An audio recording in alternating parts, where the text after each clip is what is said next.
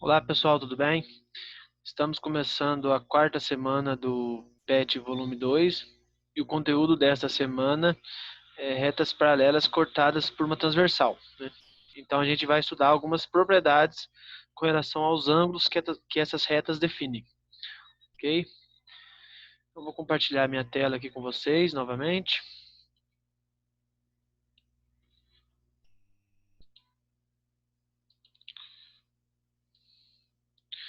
Então pessoal, eu tenho aqui duas retas paralelas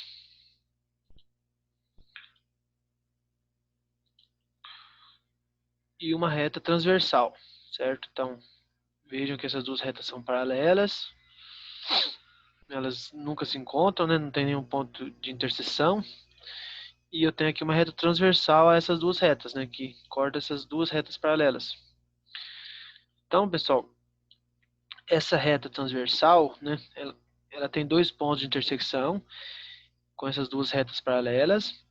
E essas três retas, elas definem 8 ângulos, né? Esse ângulo, que eu vou chamar de ângulo alfa, certo? O ângulo beta, que é esse ângulo em azul. Um outro ângulo aqui, que é um ângulo gama, um ângulo delta, né? Então aqui elas definem 4 ângulos. E aqui embaixo mais 4, né? Que tem o ângulo epsilon, o ângulo zeta, ângulo eta e ângulo teta. Então, essas duas retas paralelas cortadas por uma transversal definem 8 ângulos, né?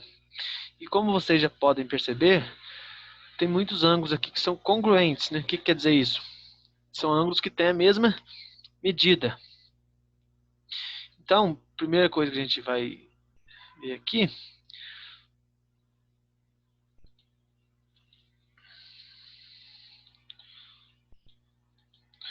são os ângulos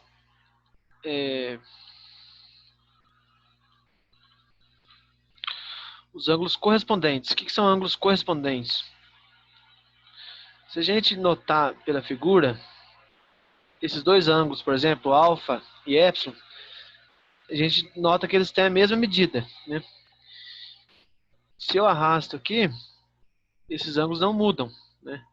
Então, 73 graus, né? Posso mudar outra reta, como ela é paralela, então o ângulo continua sempre o mesmo. Posso variar, mudar essa transversal. O ângulo está mudando, mas os dois mudam, né? Os dois têm a mesma medida. 74, 105, né? 143, então esses ângulos são correspondentes. E uma das propriedades desses ângulos é que os ângulos correspondentes eles são congruentes, né? É como se eu sobrepor aqui as duas retas, eu tenho o mesmo ângulo, né? Então são ângulos correspondentes. Eu tenho quatro ângulos, quatro pares de ângulos que são correspondentes. Esse primeiro que eu coloquei, que é alfa e epsilon, alfa e epsilon. Além do alfa e epsilon, eu tenho os ângulos beta e zeta, que também são correspondentes, né? A gente pode notar aqui que eles também são congruentes, né? São congruentes. Beta e zeta. Tem o gama e o eta. Então, gama e o ângulo eta. Também são congruentes, né? São ângulos correspondentes e são ângulos congruentes. Né? Na medida que eu mudo aqui, essa transversal, os ângulos variam, mas tem a mesma medida. E o outro par é o delta com teta.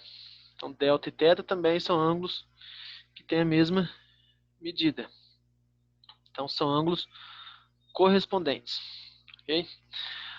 Além disso, vocês já devem ter notado, né, que eu coloquei em cores diferentes. Se a gente pensar no ângulo alfa e o ângulo gama, eles têm a mesma medida, assim como o ângulo epsilon e eta. Por que que isso acontece? Eu tenho aqui duas retas, né? Esses ângulos, eles são chamados de ângulos opostos pelo vértice, que vocês já estudaram. E ângulos opostos pelo vértice são ângulos congruentes. Então, notem que esses quatro ângulos são congruentes. Por quê? O ângulo alfa com o ângulo epsilon, como já vimos, eles são ângulos correspondentes, né? E o gama com eta também são ângulos correspondentes. E gama com alfa, eles são opostos pelo vértice, então tem a mesma medida. Logo, todos eles têm a mesma medida, ok? E o mesmo acontece com os ângulos beta, delta, zeta e teta, né? Eles são opostos pelo vértice e são correspondentes, então os quatro têm a mesma medida, ok? Com isso, agora a gente vai ver uma outra propriedade que são dos ângulos alternos internos. O que é alternos internos, né? Então, primeiro, alterno, né, vem de alternar, né, ao contrário. E interno, do lado de dentro. Então, os ângulos alternos internos são os ângulos, por exemplo, gama com epsilon. Tá vendo? Eles estão para o lado de dentro, né, e são alternados. Um está para o lado esquerdo, o outro para o lado direito. E uma dessas propriedades é que eles também são congruentes, os alternos internos, né? Outro par de ângulos alternos internos é o ângulo delta com o ângulo zeta. A gente pode mudar aqui, a gente vê que as medidas continuam as mesmas. Então, são ângulos alternos internos. Delta e zeta e gama e epsilon, né? São ângulos alternos internos. Além disso, a gente tem os alternos externos, né? Que é a mesma ideia, só que ao invés de ser para o lado de dentro, aqui entre essas duas retas paralelas, é para o lado de fora. Então, eu tenho aqui o alfa e eta, né, que estão alternos, né? Um está do lado direito, o outro do lado esquerdo, mas eles estão para fora dessas duas retas paralelas, né? Por isso que é alternos externos. E os ângulos alternos são congruentes, tanto os internos quanto os alternos são congruentes, né? A gente pode variar, mudar aqui a reta transversal, que a gente vê que os ângulos continuam com a mesma medida. Além do alfa e eta, a gente tem também o beta e teta. Então, beta e teta são alternos externos, né? Estão para fora e um do lado esquerdo, o outro do lado direito do transversal. Então, alternos externos. Também são congruentes. Depois a gente tem os ângulos colaterais, internos e colaterais externos. Colaterais quer dizer do mesmo lado da transversal. Então, eu tenho aqui o ângulo delta e epsilon.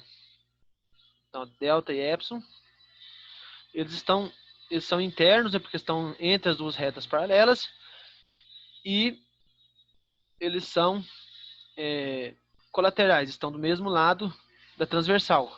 Agora, esses ângulos não têm a mesma medida. Mas qual que é a relação entre esses dois ângulos? Eles são suplementares. O que quer dizer isso? A soma deles é sempre 180.